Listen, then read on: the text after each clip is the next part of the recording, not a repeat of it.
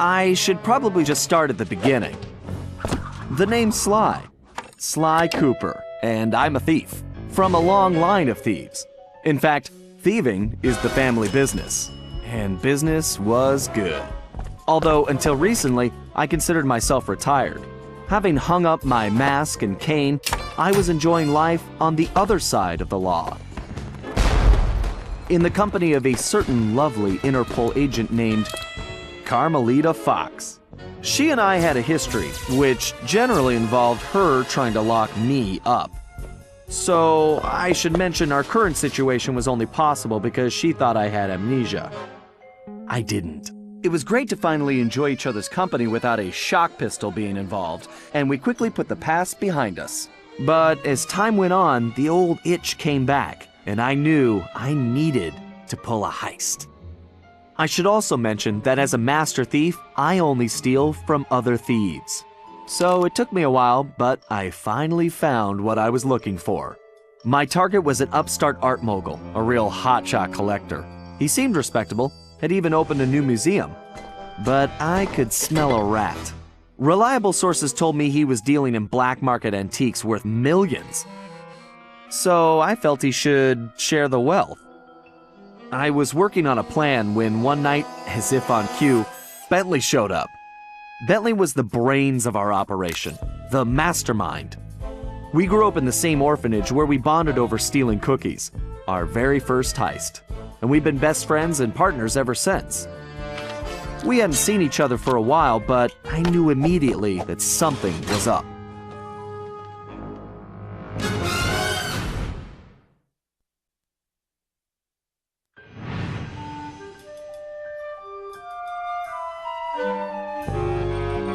Bentley had been enjoying his time off too, building a new lab from scratch with his girlfriend and fellow tech whiz, Penelope.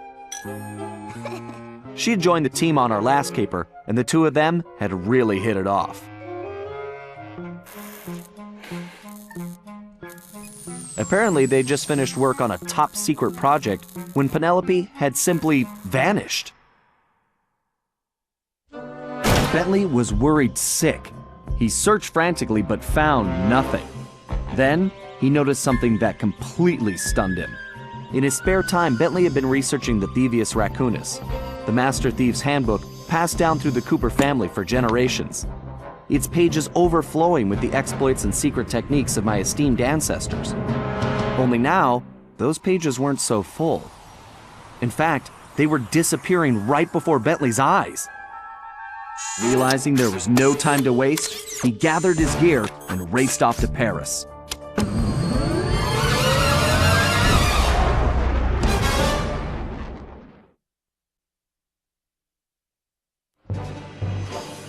The first thing Bentley did was track down Murray, the third in our trio. Murray was our enforcer, the muscle, and the guy who'd eaten all the cookies we stole back in our orphanage days. Through the years, the three of us had become an unbeatable team, and we were more like a family now than a gang. Murray had been living his dream on the pro driving circuit, where his van had become famous, or rather infamous, for all the crashes he'd caused. Eventually, he was unable to find a sponsor due to his high insurance premiums, and he moved into Demolition Derby, where he remained undefeated. When Bentley showed up, however, Murray dropped everything to help out. Especially when Bentley explained that his van was the key to the whole plan. With Carmelita distracted by a new assignment, I took the opportunity to slip away and met up with the guys at our old Paris hideout. Bentley launched into one of his elaborate presentations, and I saw the whole scary picture. Someone, or something, was literally erasing Cooper history. Then, to our amazement, Bentley revealed that he already had the solution: time travel. It turns out his top-secret project was constructing a time machine, and now he modified the design to fit into Murray's van. We were going to travel back in time, stop those responsible, and fix the damage they'd done. Bentley explained the only catch was that in order to travel to a particular time, the machine required an object from that era. We knew from the changes to the Thieves Raccoonus that our first stop was feudal Japan. So here we were, about to steal a priceless 17th century samurai dagger from the same museum I'd been casing. Funny how things work out sometimes.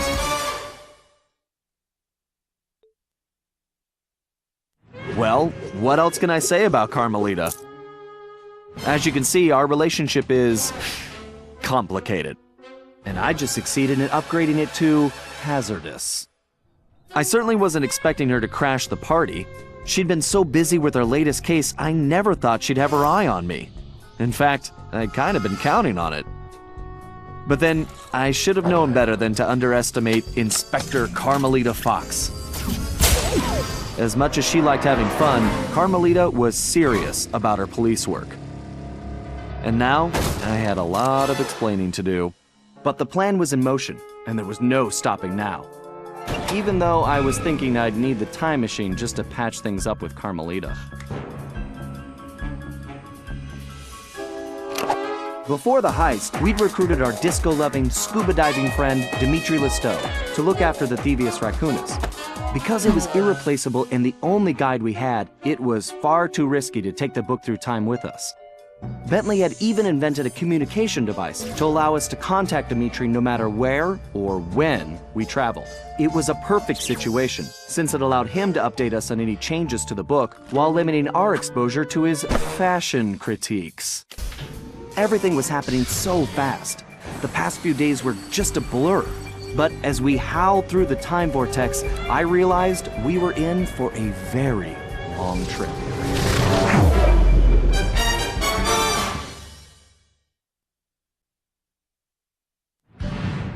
We needed to locate Ryuichi Cooper, Master Ninja, and Master Chef. According to the Cooper clan history, Ryuichi Cooper was actually the inventor of sushi. After creating this delectable dish, he opened a sushi restaurant, which, while very prosperous, also provided the perfect cover for a ninja. When we got to Japan, it was obvious something was very wrong. What should have been a peaceful village was more like a heavily patrolled military base. We located Ryuichi's sushi restaurant only to find it shut down and under guard. Things got worse when Bentley discovered that Ryuichi was locked up in a new high-security jail, allegedly for serving bad sushi to the shogun. It all sounded like a pretty tough piece of fish to swallow. We needed to get to the bottom of the situation, and the first order of business was getting Ryuichi out of prison.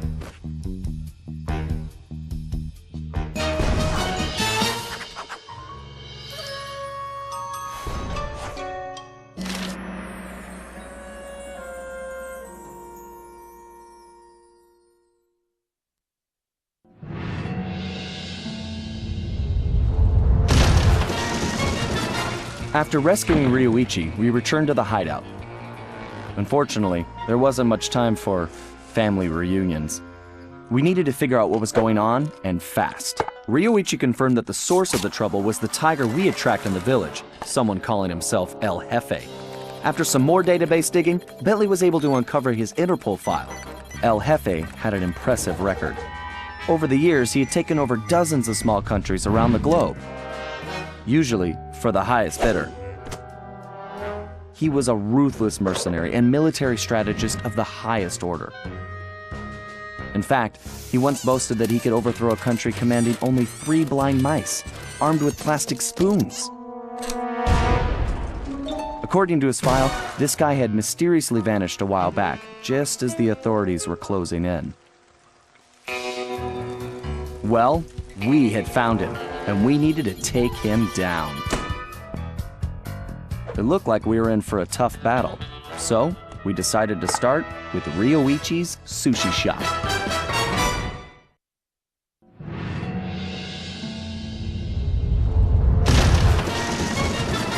After rescuing Ryuichi, we returned to the hideout. Unfortunately, there wasn't much time for family reunions.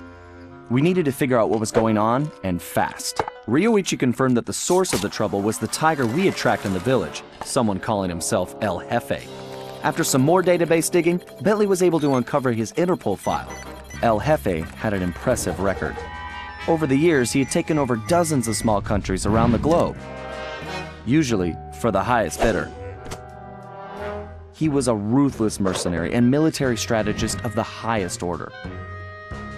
In fact, he once boasted that he could overthrow a country commanding only 3 blind mice, armed with plastic spoons. According to his file, this guy had mysteriously vanished a while back, just as the authorities were closing in. Well, we had found him, and we needed to take him down.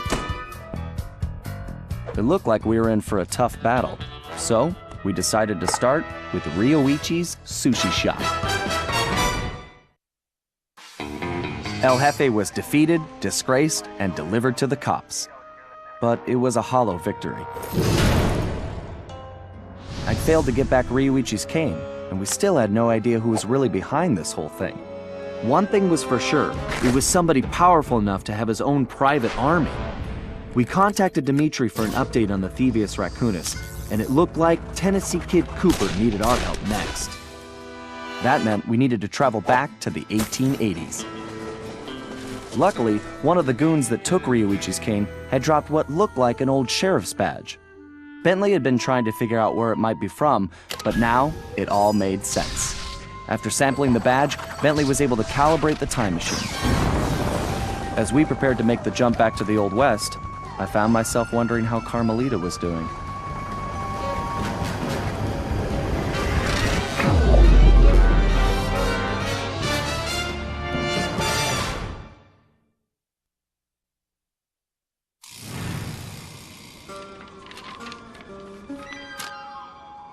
We arrived in the Wild West, looking for my ancestor, Tennessee Kid Cooper, a legendary outlaw whose bank robberies were some of the most daring in Cooper lore.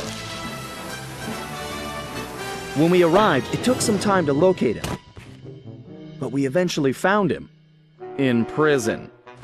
His arrest was the handiwork of the local sheriff, who had celebrated by posting his own picture all over town. Talk about an ego. We needed to bust Tennessee out of jail. But after some furious calculations, Bentley determined that the best way to do that was from the inside. For the first time in my career, I was going to have to let the law catch me. This could be a real challenge.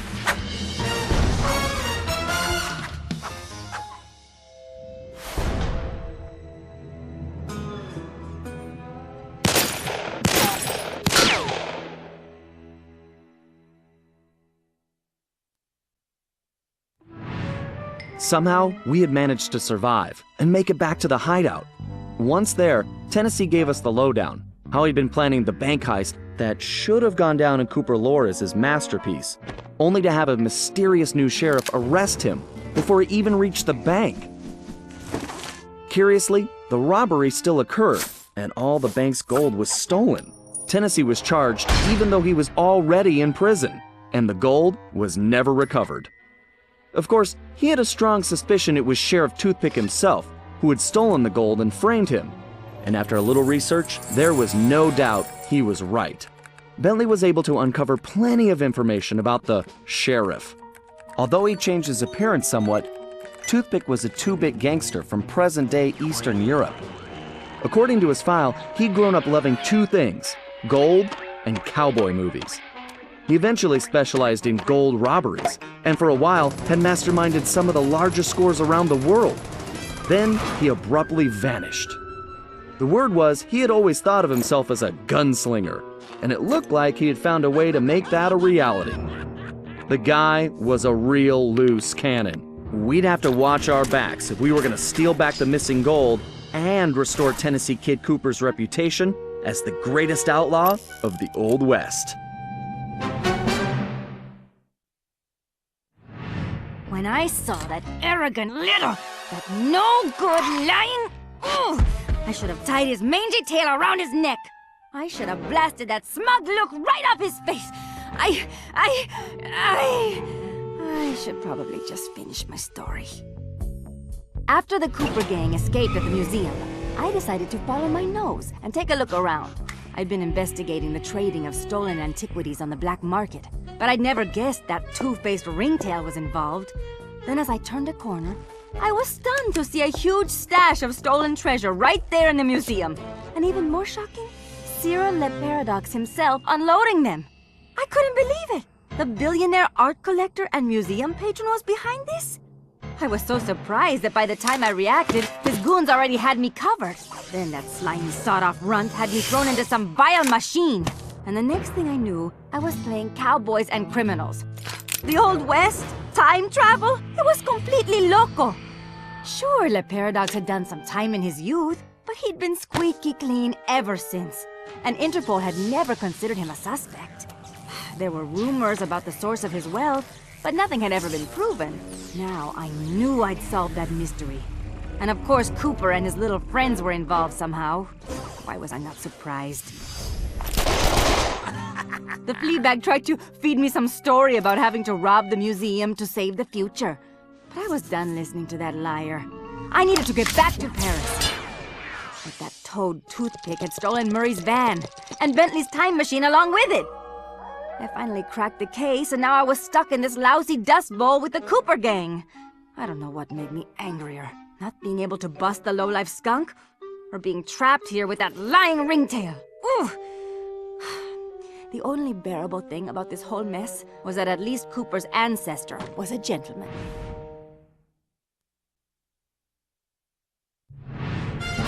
As the van hurtled into the ravine, it felt like we were in slow motion. The thought that our adventures were over flashed through my mind as I braced for the crash. Then, in desperation, Bentley grabbed the closest thing at hand, Murray's Australian fossil necklace, and used it in the time machine. He saved our lives. But now, we had no idea where we were headed. We held on as the van was sucked through the wormhole, tumbling around like a cork in the ocean. Who knew where we'd land? And more importantly, when?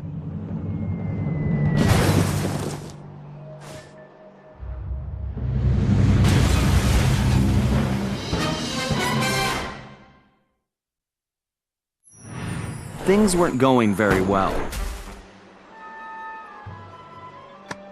We'd landed somewhere, from the looks of it, prehistoric. I was slightly concerned when Bentley broke out the dinosaur repellent, but that was the least of my worries. The crash landing had damaged the van, so the time machine wasn't working properly.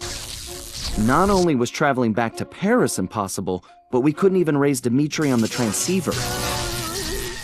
Also, we still had no idea how Le Paradox had managed to develop his own time machine. And that was a scary thought. Carmelita was still really hot about things. I just wanted a chance to explain, to tell her how sorry I was for getting her mixed up in all of this. Before we had a chance to talk, she stormed off in a rage. I tried going after her, but I figured that wasn't the best idea. Our conversation would have to wait, at least until she holstered that pistol. We decided the first order of business was figuring out where and when we were. And then, how we were going to repair the van. Otherwise, we'd have to get used to living in a cave, permanently.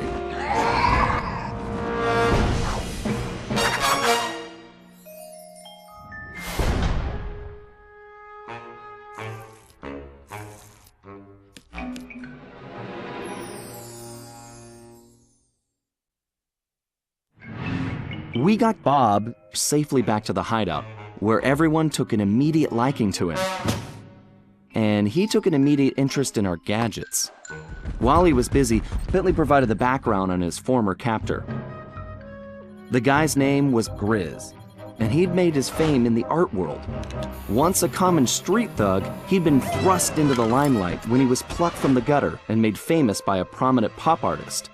Grizz's primitive artwork was hailed as a brilliant new style called paleo graffiti, and for a while he enjoyed a celebrity status. His fame was short-lived, however, when people realized his art was really just bad. Resentful, he returned to his criminal roots, quickly becoming the top art thief on Interpol's most wanted list. One of Carmelita's main targets, it was now clear how he'd managed to evade her capture for so long. After we pried Bob away from Bentley's tools, he explained how Grizz had appeared and started harvesting all the pterodactyl eggs in the area, eliminating his role as food provider for the tribe and greatest egg thief ever. Depressed, he'd gone into a slump and gotten out of shape, which allowed Grizz to capture him and take the new tool he'd invented to help him steal eggs. So it looked like the very first Cooper cane had been stolen as well. Great. We may have rescued Bob from the arena, but we still needed to find out what sort of operation Grizz was running for Le Paradox, and why it involved stealing all the eggs.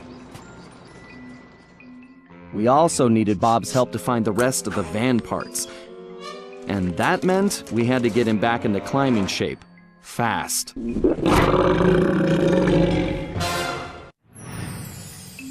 I caught up with the ringtail to give him the intel I'd gathered on Grizz. Half of me still wanted to slap the smirk off his face, but the other half wanted to talk. Working on my own these past few days had given me time to think, and I'd realized some things. Sly may have been lying to me the whole time in Paris, but I'd lied to myself as well. In my heart, I knew something was up, but I didn't want to admit it. I wanted to believe he'd changed, that maybe I'd changed him. But Sly was who he was, and I had to accept that. Although this crazy time-traveling business had given me a new perspective on that too. In the past, I'd always chased Sly, arriving on the scene after the fact. But now that I'd fought alongside him, with Bentley, Murray, and his ancestors, I had to admit a newfound respect. We aren't really so different. We both fight for justice. We just do it from opposite sides of the law. The question is, can I live with that? Honestly, I don't know. But for now, perhaps it's enough that I see things more clearly, and that we have a common enemy in Le Paradox. Because I am not going anywhere until I put that stinking weasel behind bars!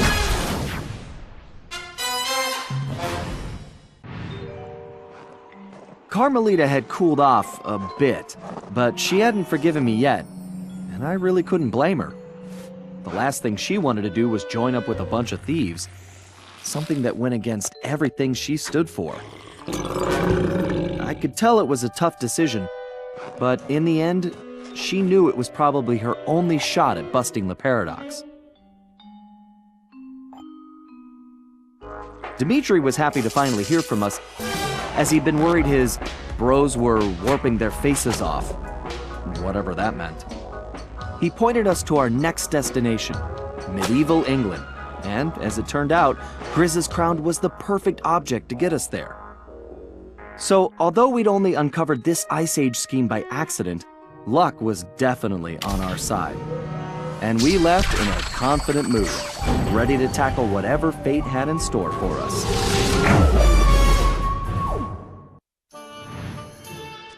We'd come to merry old England to locate my ancestor, Sir Galeth Cooper, a gallant knight who founded the Cooper Order. Unfortunately, what we found was anything but regal. Sir Galeth had been reduced to performing in a local circus as a jester, complete with ridiculous costume. The villainous stench of Le Paradox hung over the entire area. We didn't know what was going on yet, but we knew it wasn't good. To make matters worse, we still had no information about Penelope. Bentley wasn't letting it show, but I knew deep down he was pretty worried. Hopefully we would find some answers soon. But first, we had to go to the circus.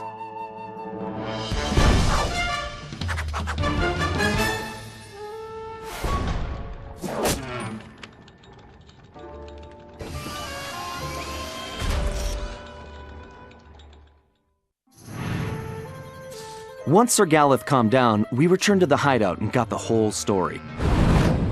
The surrounding area was held in the iron grip of a fearsome Black Knight. His origin was a mystery, but his power and technological might was impressive. He'd even created a new type of robotic guard, which patrolled tirelessly and without mercy. Gallup had been captured when he tried to take on these guards single-handedly.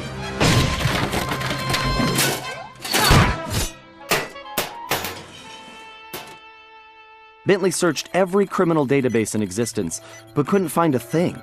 All we had were more questions. Had Le Paradox somehow made an ally from this time period?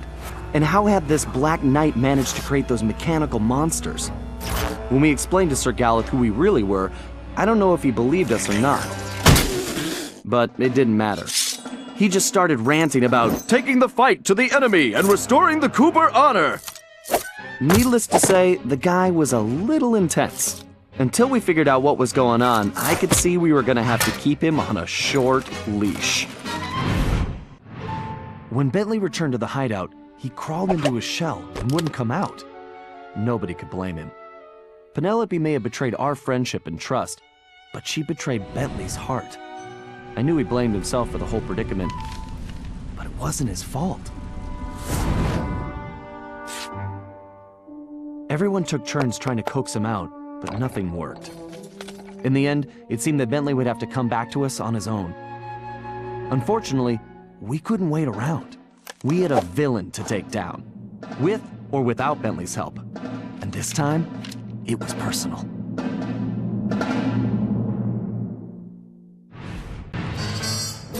We contacted Dimitri, who started in about sandstorms and camel spit. Well, we finally deciphered enough to realize it was my ancestor Salim al-Kupar who was in trouble now, which meant we needed to get to ancient Arabia on the double. This time, Carmelita provided the solution. Before Le Paradox grabbed her back at the museum, she'd managed to pocket a gold coin as evidence. And our luck held, as it turned out the antique gold piece was exactly what we needed. As we prepared to leave, everyone was keeping an eye on Bentley. He downplayed his heroics and refused to acknowledge that he'd saved us all. I sensed a new confidence in him, which I guess had come from finally confronting his personal demons. He'd been through so much, but when it really mattered, he bounced back stronger than ever. I was sure about two things. I couldn't be more proud of Bentley, and we were going to need every ounce of his newfound strength to take down Le Paradox.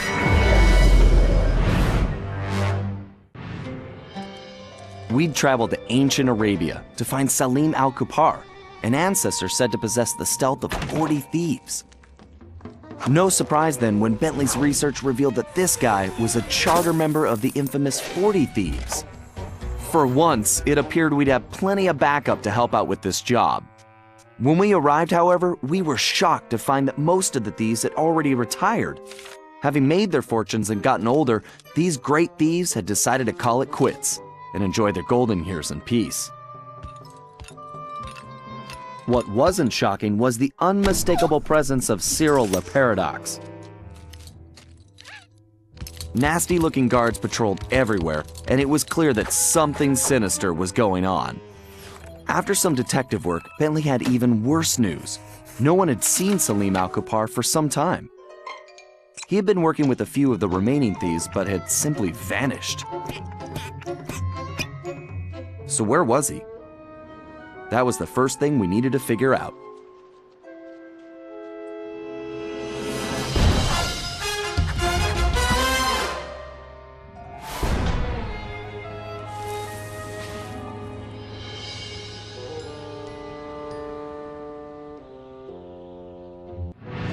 Back at the hideout, introductions went quickly as Salim stuffed his face. He told us about his problem. Some new player calling herself Miss Decibel had rolled into town and started throwing lots of money around. It didn't take a genius to figure out who the time-traveling lieutenant was here. Salim and the three remaining thieves had decided to pull one last heist before disappearing into retirement, Miss Decibel being the target. Of course, with her technology, she had easily captured his thief brothers, and Salim had been trying to come up with a plan to free them ever since. Bentley uncovered some interesting background information. Miss Decibel had come from a wealthy British family. Her true love was classical music.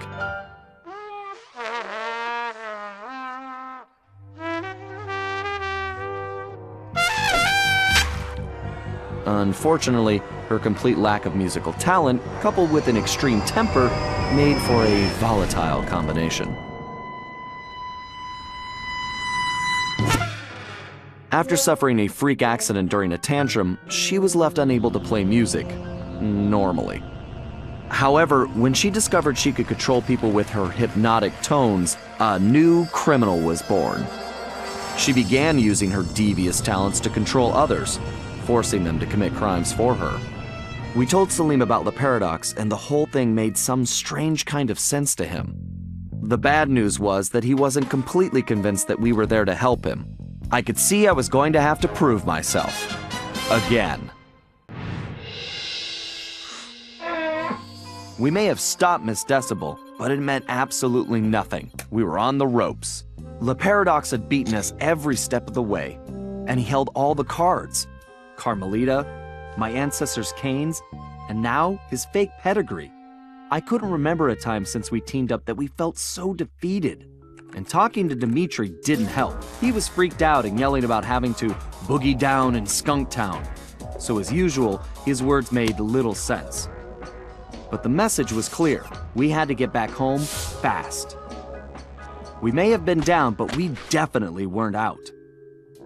There was too much riding on this. The lives of everyone we cared about, not to mention the very future of our existence. No matter how, we would make things right. So as we roared back through time to Paris, I knew we were in for the fight of our lives.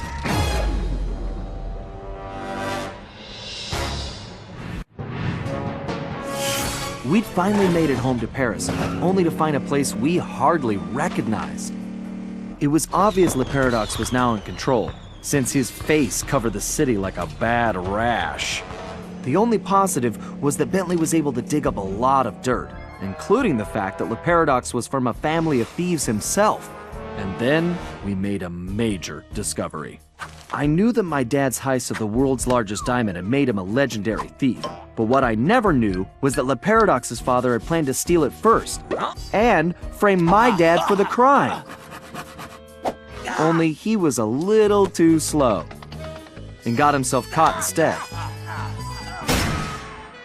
With his father gone, Le Paradox had no one to teach him the family business, and after a string of failed jobs, he wound up in prison too.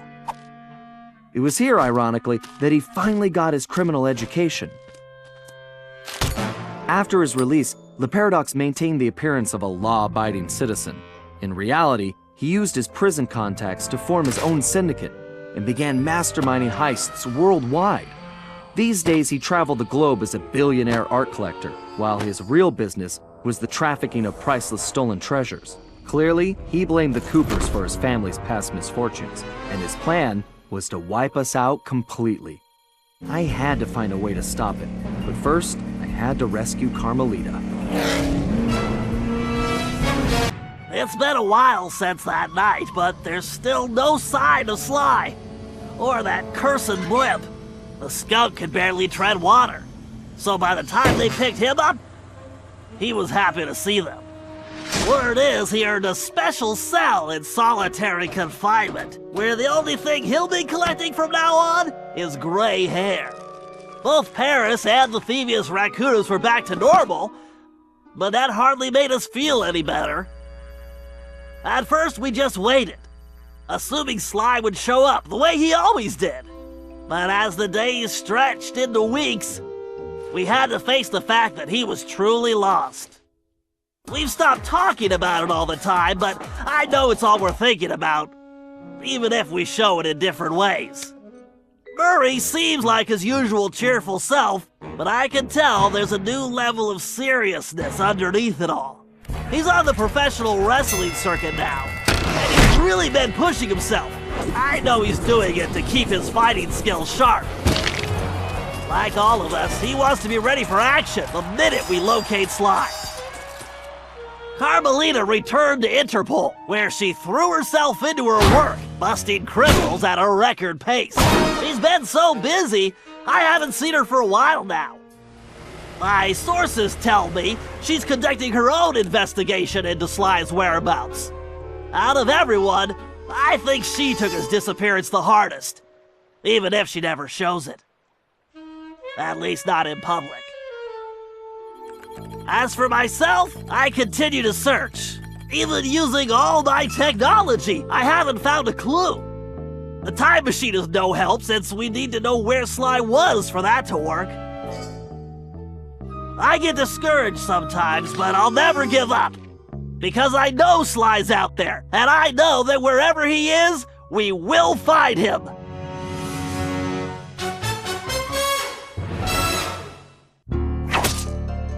Ryoichi Cooper continued to refine his master ninja techniques as well as his sushi. And while his thefts were never detected, his sushi restaurant was recognized as the finest in Japan.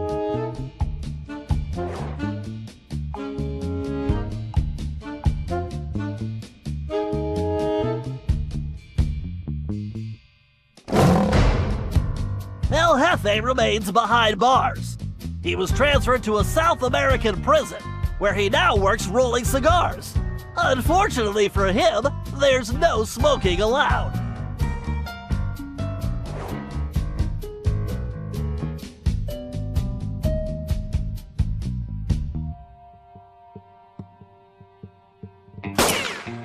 Tennessee Kid Cooper recovered his gold and his place in history as the greatest outlaw of the Old West. His legend grew even bigger when he began stealing from crooked lawmen exclusively.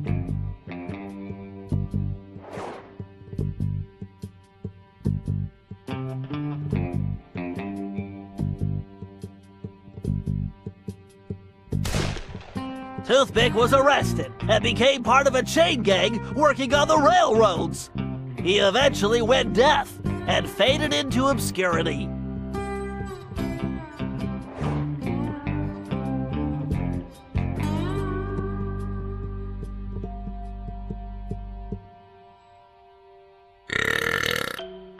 Caveman Cooper kept up his physical training and returned to his role as egg thief extraordinaire.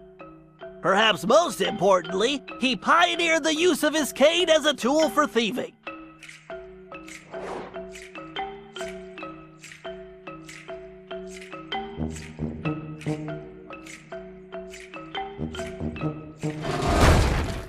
The Grizz received a lengthy prison sentence and began a new career as a rap artist. In his spare time, he paints portraits of his fellow inmates.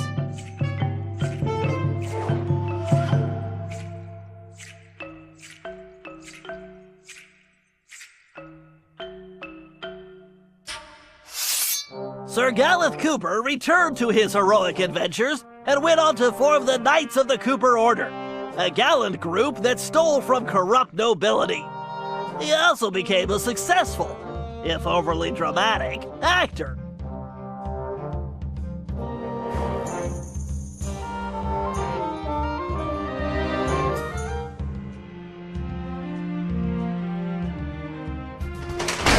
Penelope was sent to Europe's highest security prison, where she promptly escaped.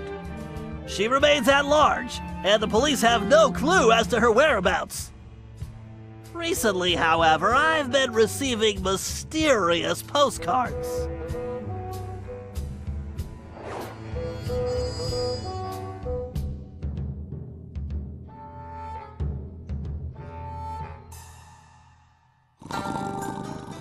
Salim Al-Kupar finally retired from thieving and took a long nap. Then he dreamed up a lucrative new business. Parking his camel around town, he sold snacks to hungry customers. It was highly successful.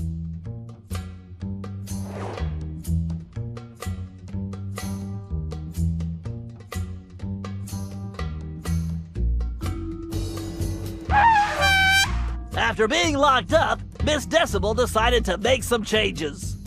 She had the horn removed from her trunk, enrolled in anger management classes, and began teaching music to other prisoners. With continued good behavior, she might get an early parole.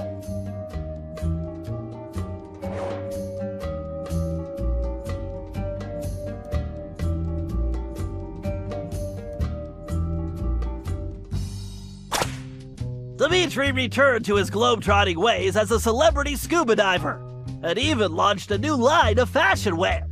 He's so successful, there's a new reality TV show chronicling his adventures. It's called Disco Diver.